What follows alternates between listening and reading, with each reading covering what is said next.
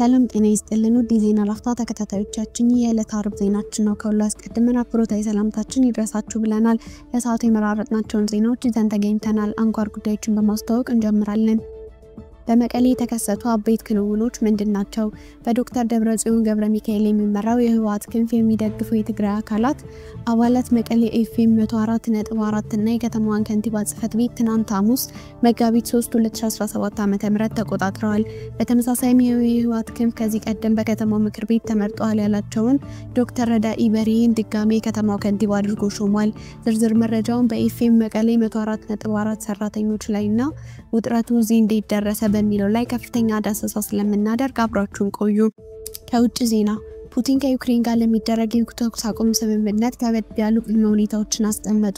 የሩሲያው ፕሬዝዳንት ቭላዲሚር ፑቲን ከዩክሬን ጋር እንዲደረስ የታቀደውን የተኩስ አቁም ሐሳብ እንደሚስማሙበት ቢገልጹም በርካታ ጥያቄዎችን የጫሩ ከባድ ቅድመ ሁኔታዎችን አስቀምጠዋል።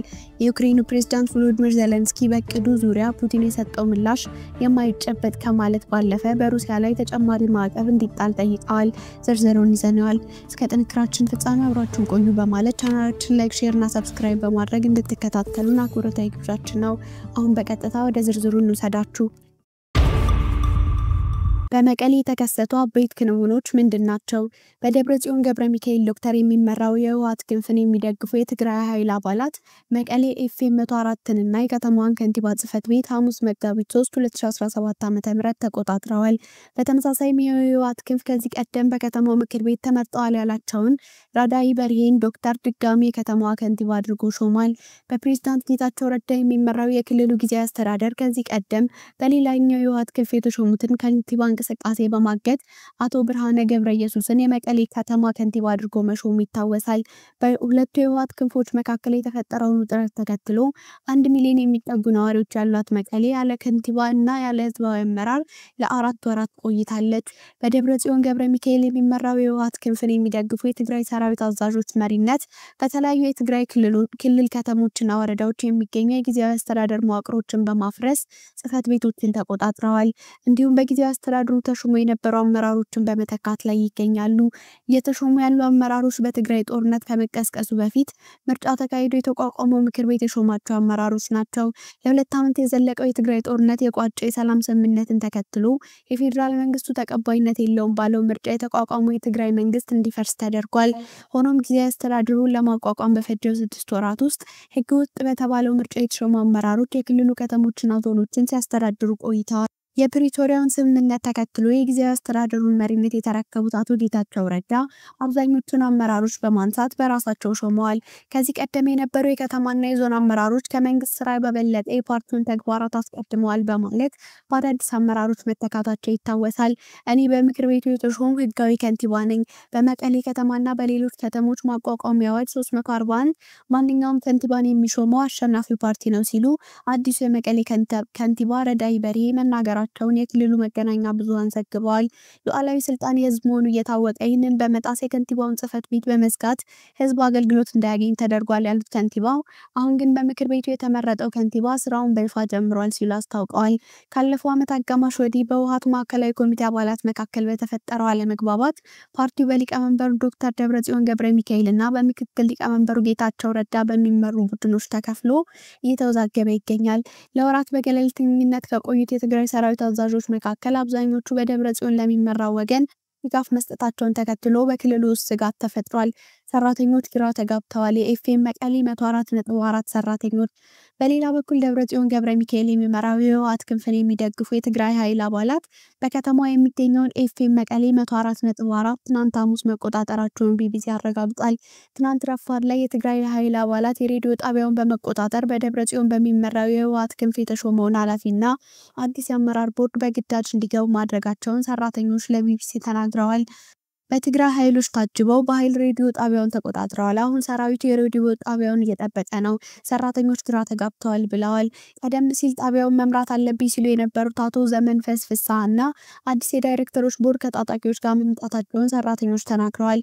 በኢትዮጵያ ብሮድካስቲንግ ባለስልጣን መተዳደሪያ ደንብ የሚንቀሳቀሰው ኤፍኤም መቀሌ 104.4 በትግራይ ክልል ቴሌቪዥን ፈቃድ ከተሰጠው 16 ዓመታትን አስቆጥሯል። ባለፈው ጥር መጨረሻ ላይ የትግራይ ኃይል አባላት የሬዲዮ ጣቢያውን ለመቆጣጠር ሙከራ ማድረጋቸው መሆናቸውን መገለጹ ይታወሳል። በወቅቱ በደብረጽዮን ገብረ ሚካኤል የሚመራው የህወሓት ክንፍ በምክር ቤቱ ተሹመዋል ያላቸውን የከተማዋን ከንቲባ ዶክተር ረዳኢ አቶ ዘመንፈስ ፍስሐን የሬዲዮ ጣቢያ ኃላፊ እንዲሆኑ ሾመዋቸው ነበር። ነገር ግን የትግራይ ጊዜያዊ አስተዳደር ፕሬዝዳንት አቶ ጌታቸው ረዳ በከንቲባነት ተሾመዋል ያሉትን ዶክተር ረዳኢን በማገድ ብርሃነ ገብረየሱስን በምትካቸው መሾማቸው ይታወሳል። በመሆኑም የትግራይ ኃይል አባላት የሬዲዮ ጣቢያውን ለመቆጣጠር ያደረጉት ሙከራ ሳይሳካ ቀርቶ ነበር። ምንጮች ለቢቢሲ እንደተናገሩት የትግራይ ኃይል አባላት የሬዲዮ ጣቢያውን የተቆጣጠሩት በመደበኛነት ስርጭቱን እያስተላለፈ በነበረበት ወቅት ነው። በአሁኑ ወቅት ቀድሞ የተዘጋጁ ፕሮግራሞች እየተላለፉ ነው። ምንም አይነት የቀጥታ ፕሮግራሞች የሉም። ከሰራተኞች ጋር ስብሰባ እንደሚካሄድ ነግረውናል ሲሉ የጣቢያው ሰራተኞች ለቢቢሲ አስረድተዋል። የትግራይ ሰራዊት አዛዦች ባለፈው ዓመት ነሐሴ ወር ለተካሄደው የህወሓት 14ኛ ጉባኤ እውቅና በመስጠት በድርጅቱ ሊቀመንበር የሚመራው የህወሓት ቡድን ከዚህ ቀደም ያሳለፈውን ውሳኔ እንደሚደግፉ የገለጹ ሲሆን ይህም አጋርነታቸው በዶክተር ደብረጽዮን ለሚመራው ቡድን መሆኑን አመላክቷል። አዛዦቹ በቅርቡ ባወጡት መግለጫ በጉባኤው ውሳኔ መሰረት የጊዜያዊ አስተዳደሩ የአመራሮች ለውጥ እንዲደረግም ጥሪ አቅርበዋል።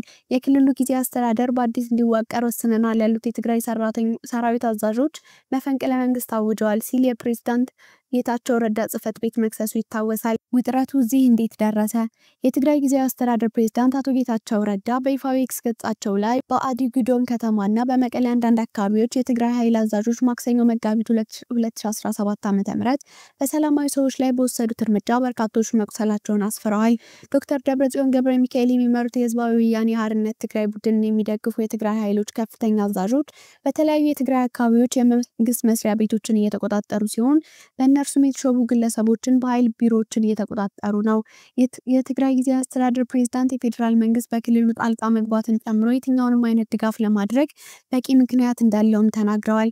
አቶ ጌታቸው ረዳ የመንግስትን መዋቅር አፍርሰዋል በሚል 3 የሰራዊት አዛዦችን ያገዱ ሲሆን በሌተናንት ጀነራል ፍስሐ ኪዳን ፍስሐ ማንጁስ የሚመራው የትግራይ ሰላምና ደህንነት ቢሮ ውሳኔው እንደማይቀበል ካሳወቀ በኋላ የቢሮ ኃላፊውን በተመሳሳይ ተጥሎባቸዋል።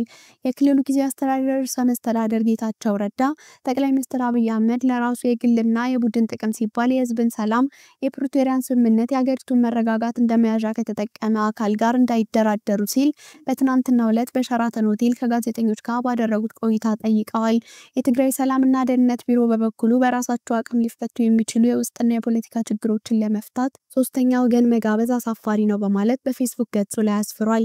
በዚህ ረገድ የትኛውም የኃይል እንቅስቃሴ ችግሩ ወደ ሌላ አቅጣጫ እንዲሸጋገርና እንዲባባስ ያደርጋል ያለው መግለጫው ህዝቡ ደስተኛ እንደማይሆን መግለጫው አክሎ ገልጿል። በትግራይ ለወራት የቆየውና ከጊዜ ወደ ጊዜ እየተባባሰ ያለው ውጥረትና ፍጥጫ ከ2 ዓመት የደም አፋሳሽ ጦርነት ባላገገመ ህዝብ ላይ ከፍተኛ ስጋት ፈጥሯል። ወደ ውጭ ዜና ስናልፍ ፑቲን ከዩክሬን ጋር ለሚደረግ የተኩስ አቁም ከባድ ያለ ቅድመ ሁኔታዎችን አስቀመጡ። የሩሲያው ፕሬዝዳንት ቭላዲሚር ፑቲን አሜሪካ ያቀረበችውን የ30 ቀናት የተኩስ አቁም ስምምነት ሀሳብ ማሻሻል የሚገባቸው በርካታ ነጥቦች እንዳሉ ተናግረዋል። ፕሬዝዳንቱ የተኩስ አቁም ሀሳቡን በመርህ ደረጃ መቀበላቸውን ገልጸው ነገር ግን ማንኛውም የተኩስ አቁም ስምምነት ለጦርነቱ መጀመር ምክንያት የሆኑ ዋነኛ አጀንዳዎችን እውቅና እንዲሰጥ ጠይቀዋል። ፑቲን ለአሜሪካ ጥያቄ የሰጡት መልካም ምላሽ ለአሜሪካ ጥረት ያላቸውን ድጋፍ የሚያሳይ እንዲሁም በጉዳዩ ላይ ተጨማሪ ውይይቶች እንዲደረጉበት በር የከፈተ ነው ተብሏል። ከዚህ ጎን ለጎን የስምምነት ሰነዱ ባነሳባቸው ሀሳቦች ዙሪያ መስተካከልና መካተት አለባቸው ያላቸውን ሀሳቦች በግልጽ አስቀምጠዋል። ከነዚህም መካከል ለሩሲያ ደህንነት ዋስትና መስጠትና የተኩስ አቁም ስምምነቱ ወደ ዘላቂ ጦርነት ማቆም እንዲያመራ የጠየቁባቸው ሀሳቦች ይጠቀሳሉ። ፑቲን በክሬምሊን ለጋዜጠኞች በሰጡት ማብራሪያ ጦርነቱን ለማቆም በቀረቡ ሀሳቦች ተስማምተናል፣ ነገር ግን ይህ ተኩስ አቁም ዘላቂ ሰላምን የማያመጣና የዚህ ቀውስ ዋና መንስኤዎችን ለማስወገድ የሚያስችል መሆኑን ማረጋገጥ አለብን ከሚለው እውነታ ጋር እንቀጥላለን ብለዋል። በተጨማሪም ሰላም ለማስፈን እየጣሩ የሚገኙት የአሜሪካው ፕሬዝዳንት ዶናልድ ትራምፕን አመስግነው ሀገሪቱ ወደ 3ኛ ዓለም ጦርነት ተቃርቦ የነበረውን ፍጥጫ ለማርገብ መወሰናቸውን በዓለም አቀፍ ሰላም ላይ ትልቅ ሚና ያለው ነው ሲሉ ተናግረዋል። ትራምፕ በበኩላቸው የፑቲንን ንግግር በጣም ተስፋ ሰጪ ሲሉ የገለጹት ሲሆን ሩሲያ ትክክለኛውን ነገር ታደርጋለች የሚል እምነት እንዳላቸው ተናግረዋል። ወደ ሩሲያ የሚያቀናው የአሜሪካ ከፍተኛ ልዑክ ቡድን ከሩሲያ ባለስልጣናት ጋር በሚያደርገው ውይይት ያላለቁ ጉዳዮችንና ዝርዝር ነገሮች ላይ እንደሚነጋገር ትራምፕ ገልጸዋል። የዩክሬን ፕሬዝዳንት ቮሎዲሚር ዜሌንስኪ በበኩላቸው ፕሬዝዳንት ፑቲን የተኩስ አቁም ሀሳቡን ውድቅ ለማድረግ እየተዘጋጁ ነው፣ ነገር ግን ለትራምፕ ለመንገር ፈርተዋል ሲሉ ክስ የተቀላቀለበት ንግግር አድርገዋል። ሮይተርስ በዘገባው ሩሲያ ጊዜያዊ የተኩስ አቁም ስምምነቶች ዩክሬን ድጋሚ ራሷን ለማደራጀት ልትጠቀምባቸው እንደምትችል ስጋት አላት። በዚህም የተነሳ ዋና ዋና የምትላቸውን ቅድመ ሁኔታዎች በማስቀመጥ የተኩስ አቁሙን የምትቀበልበት እድል ከፍተኛ መሆኑን ዘግቧል። ውድ የዜና ላፍታ ቤተሰቦቻችን የሰዓቱ መረጃዎቻችን ያዳመጣችሁትን ይመስል ነበር። ስለተከታተላችሁን እያመሰገንን ቻናላችንን ሰብስክራይብ በማድረግ እንድትከታተሉን ቤተሰብ እንድትሆኑ እየጋበዝን በዚሁ ተሰናበትን። ጤና ይስጥልን።